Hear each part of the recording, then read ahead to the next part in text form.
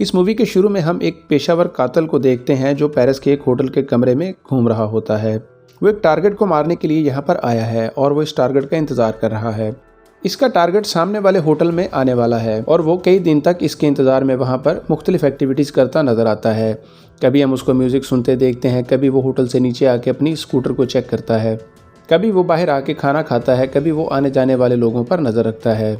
ये killer exercise करके अपना टाइम पास करता है और साथ ही अपने हैंडलर एडवर्ड हॉजिस को कॉल करके उससे कहता है कि ये एक काफ़ी बोर एक्टिविटी है।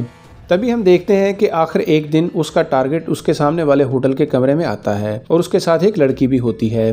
किलर अपनी गन निकालकर इस पर निशाना लेता है। तभी उस कमरे के अंदर हम देखते हैं कि वो लड़की डांस करना शुरू कर देती है। किलर अपने टारगेट को निशाना लेकर गोली चलाता है, लेकिन डांस करती हुई लड़की इस गोली के आगे आ जाती है और गोली इस लड़की को लग जाती है और इसका टारगेट बच जाता है। तभी हम देखते हैं कि होटल इंतजामिया पर्दे गिरा के लाइट ऑफ कर देती है और टारगेट को दोबारा वो निशाना नहीं लगा पाता। तभी किलर अपनी गन और अपना सामान लेकर होटल के कमरे से नीचे आता है और अपनी मोटरसाइकिल को स्टार्ट करके वहां से चल पड़ता है। पुलिस इसका पीछा कर रही होती है कि ये गलियों के अंदर से होता हुआ एक जगह पर पहुंचता है, जहां पर आकर ये शेव करता है और अपने कपड़े चेंज करता है और अपना हुलिया तब्दील करके दोबारा निकलता है। जाते हुए वो अपना गन और अपना पुराना सामान सारा छोड़ जाता है। किलर अपने घर वापस जाने के लिए एयरपोर्ट पर पहुंचता है, जहां पर निगरानी वाला कुत्ता उसको शक की नज़र से देखता है। वो घबरा के वापस वॉशरूम में जाता है और अपने आप पे काबू पाता है। तभी वो दोबारा वापस आकर एक और काउंटर से टिकट लेकर जहाज में सवार होता है। किलर को तभी महसूस होता है कि एक आदमी इसके पीछे है और वो इस पर नज़र रखे हुए है। उसके बाद फ्लाइट लैंड होने के बाद वो किलर एक कमरे में जाकर रुकता है। वो उस कमरे के हैंडल लॉक के ऊपर एक शीशे का ग्लास रख के अपने पीछे आने वाले बंदे का इंतजार करता है, ये चेक करने के लिए कि वो अगर इसके पीछे आएगा तो दरवाजा खोलते ही ग्लास गिरेगा तो इसको पता चल जाएगा। रात वहां पर इंतजार करने के बाद उसे यकीन हो जाता है कि वो पीछा करने वाला आदमी इसके पीछे नहीं है, ये सिर्फ उसका वहम था। तभी हम देखते हैं कि वो कनेक्टिंग फ्लाइट से वापस अपने घर आ जाता है। किलर जब डोमिनिकन रिपब्लिक में अपने घर वापस आता है तो उसके घर के बाहर कुछ कदमों के निशान और मशकूक एक्टिविटी नजर आती है। वो परेशान होकर घर के अंदर जाता है तो उसे घर का सामान बिखरा हुआ और काफी ज्यादा तोड़फोड़ नजर आती है, जिस पर वो काफी ज्यादा परेशान हो जाता है। फिर हम देखते हैं कि कुछ देर के बाद वो हॉस्पिटल के अंदर किसी को तलाश करते हुए नजर आता है। वहाँ पर उसकी गर्लफ्रेंड मैगडेला और उसका भाई मार्क वहाँ पर मौजूद होते हैं। मार्क उस किलर को बताता है कि उसके पीछे कुछ लोग आए थे जिन्होंने घर के अंदर काफी ज्यादा तोड़फोड़ की और उसने मेरी बहन मैगडेला को भी काफी ज्यादा मारा है और उसकी हालत काफी ज्यादा खराब है। मार्क किलर को बताता है कि उसकी बहन इसके साथ काफी ज्यादा प्यार करती है, लेकिन ये सब कुछ क्या हो रहा है इसके बारे में उसे लाजमी जानना है। तभी हम देखते हैं कि उस लड़की को होश आता है और वो किलर से बातें करती है। वो किलर को बताती है कि 2 लोग इसके पीछे आए थे, जिनमें से एक सफेद बालों वाली औरत थी और एक मर्द था। ये दोनों काफी ज्यादा डेंजरस थे और उन्होंने इसको काफी ज्यादा मारा और वो तुम्हारे बारे में पूछ रहे थे और ये आखिर क्या हो रहा है, मैं काफी ज्यादा डर गई हूँ। किलर मैगडेला को बताता है कि मैं वादा करता हूँ कि आइंदा ऐसा कुछ नहीं होगा और मैं तुम्हारी हिफाजत करूंगा, तुम बिल्कुल भी परेशान मत होना। किलर को मार्क से उस गाड़ी का भी पता चलता है जिस गाड़ी में वो दोनों लोग आए थे। किलर इस गाड़ी को तलाश करने में लग जाता है तो उसे पता चलता है कि ये गाड़ी एक रेंट से हायर की गई थी। किलर अपने घर में आता है और जमीन को तोड़कर उसमें से काफी सारी गन्स और असला निकालता है। उसके बाद वो उस टैक्सी को ढूंढने में लग जाता है। टैक्सी को ढूंढते हुए उसे पता चलता है कि एक ड्राइवर लियू है जो इस गाड़ी को लेकर उस दिन आया था। किलर अपनी राइड बुक करता है और लियू के साथ उसी गाड़ी में बैठ जाता है। रास्ते में जाते हुए वो गन निकालकर उस ड्राइवर के ऊपर तान लेता है। ड्राइवर लियू फौरन अपना पर्स निकालकर उस किलर को दे देता है। किलर उससे पूछता है कि आज से 2 दिन पहले तुम किसको लेकर गए थे। ड्राइवर लियू उसको बताता है कि एक सफेद बालों वाली लड़की और उसके साथ एक काफी तगड़ा मर्द था, जिनको मैंने उस घर के बाहर उतारा था और फिर मैं कुछ देर के बाद उन्हें वापस वहाँ से लेके आया था। इसके अलावा मैं कुछ नहीं जानता। किलर लियू को गोली मार के गाड़ी से उतर जाता है। तभी वो समझ जाता है कि ये सारा कुछ हैंडलर हैजेस का काम है। उसके बाद किलर पहुंचता है अपने हैंडलर हैजेस के ऑफिस में, जो कि ज़ाहिरी तौर पर एक लॉयर है, लेकिन वो किलिंग का काम करवाता है। किलर एक ट्रक रेंट पे लेता है और उसकी नंबर प्लेट तब्दील कर देता है और वो काफ़ी ज़्यादा टाइम के लिए वो अपने हैंडलर के ऊपर नज़र रखता है। हैजेस की सेक्रेटरी को दफ्तर में जाते हुए देखकर वो भी इसके पीछे कचरे वाला बन के चल पड़ता है। उसके पास कचरे का डिब्बा होता है, इसलिए इसकी तलाशी नहीं होती। हैजिस के ऑफिस के पास पहुंचने के बाद वो कूड़े के डब्बे से गन निकालता है और वो सेक्रेटरी डॉली के कमरे में जाता है और वो इसको पकड़ के गन पॉइंट पे हैजिस के रूम में लेकर आता है। वो डॉली को कहता है कि हैजिस को कुर्सी से बांध दे। फिर वो डॉली को कहता है कि तुम्हारे इस सब से कोई लेना देना नहीं है और वो डॉली को बाथरूम में बंद कर देता है। उसके बाद किलर हैजिस से बातें करनी शुरू कर देता है और वो उसको पूछता है कि आखिर तुमने मेरे पीछे किसको भेजा था और क्यों भेजा था। हैजिस उसको बताता है कि तुमने टारगेट मिस किया, इस वजह से ये सारा कुछ हो रहा है। किलर हैजिस के लैपटॉप को तोड़ देता है ताकि इसका सारा रिकॉर्ड और इसके सारे क्रिमिनल्स की लिस्ट ज़ाया हो जाए। किलर हैजिस से हमला करने वालों के नाम पूछता है और वो इसको तकलीफ देने के लिए इसको एक गोली मार देता है ताकि वो इससे नाम पूछ सके, लेकिन हैजिस नाम बताए बगैर ही मर जाता है, जिसका किलर को काफ़ी ज़्यादा अफसोस होता है।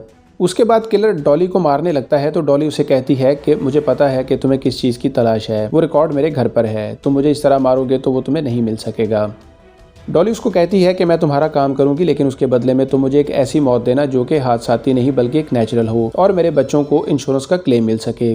फिर वो दोनों डॉली के घर पे आते हैं। वहाँ पर आकर डॉली इसको अपने बॉस हैजिस के तमाम रिकॉर्ड की फाइलें देती है।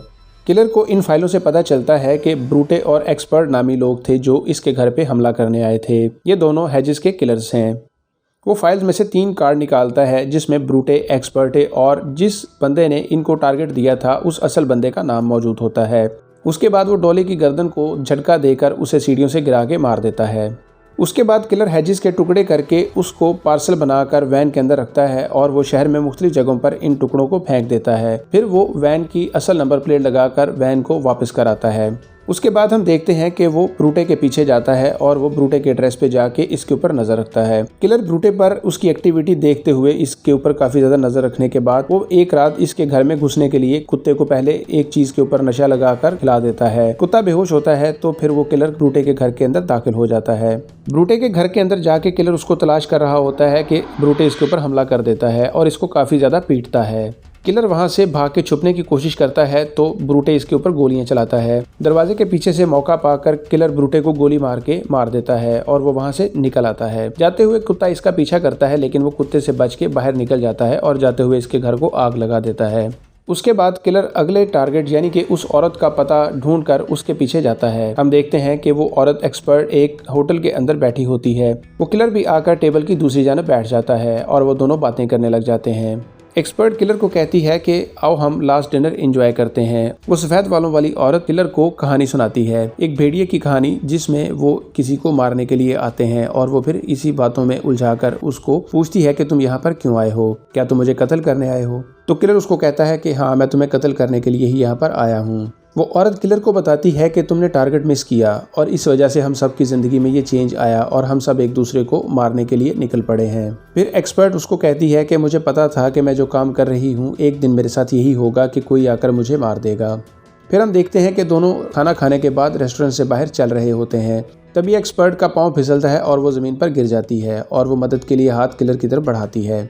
किलर उसकी मदद करने की बजाय उसे गोली मार देता है। तभी हम देखते हैं कि एक्सपर्ट के गिरते ही उसके हाथ में चाकू नजर आता है।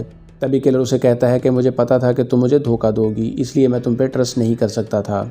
उसके बाद हम देखते हैं कि किलर टारगेट देने वाले असल बंदे के पीछे जाता है और वो उसका एड्रेस लेकर उसके अपार्टमेंट के बाहर पहुंच जाता है, जहां पर हम देखते हैं कि वो एक बहुत बड़ा बिजनेसमैन है। किलर तीसरे कार्ड का एड्रेस लेकर वहां पर पहुंचता है, जो कि एक नामी ग्रामी बिजनेसमैन है जिसका नाम क्ले है, और क्लब में इसका कार्ड चोरी करके वो अमेज़न से मशीन मंगवा कर इस कार्ड की डुप्लीकेट बनाता है ताकि वो इसके पेंट हाउस में एंटर हो सके। तभी हम देखते हैं कि जिम जाते हुए वो इसके पीछे इसके कमरे में दाखिल होता है। तभी हम देखते हैं कि क्ले और किलर आपस में बातें करते हैं और वो इसको पूछता है कि तुमने आखिर मेरे पीछे बंदों को क्यों भेजा था। तभी वो बिजनेसमैन इसको बताता है कि उसका इस जुर्म से कोई ताल्लुक नहीं है, उसने सिर्फ एक टारगेट दिया था जो कि हैजिस का काम था। हैजिस ने तुम्हें टारगेट दिया, मैं कुछ नहीं जानता कि उसने किस किस को टारगेट दिया और ये सारा कुछ क्यों हुआ। मेरा ये पहला मौका था और इससे पहले मैंने इस तरह का कोई काम नहीं किया, इसलिए मुझे इसकी कोई तफसील नहीं पता। हैजिस ने मुझे कहा था कि तुम्हारा टारगेट मिस हो गया है, इसलिए हम इस टारगेट से जुड़े तमाम लोगों को खत्म कर दें ताकि कोई सबूत बाकी ना रहे। तो मैंने उसे कहा था कि तुम्हें जैसा बेहतर लगे वैसे करो, मेरा तुम्हें मारने का कोई इरादा नहीं, ना ही मेरी तुम्हारी कोई दुश्मनी है। तभी किलर उसकी बात पे यकीन कर लेता है और उसे कहता है कि अगर तुम ये सारा कुछ ठीक कह रहे हो तो फिर तुम्हें ये भी नहीं पता कि मैं यहाँ पर क्यों आया हूँ। और उसके बाद वो कहता है कि अगर तुमने मुझे दोबारा ढूंढने की कोशिश की तो मैं तुम्हें एक बहुत ही दर्दनाक मौत दूंगा। ये कहते हुए वो आखिरी कार्ड फाड़ देता है और वो वहां से चला जाता है। फिर हम देखते हैं कि किलर अपनी गर्लफ्रेंड के साथ एंजॉय करते हुए आराम की जिंदगी गुजार रहा है और यहाँ पर ये थ्रिलर मूवी एंड हो जाती है।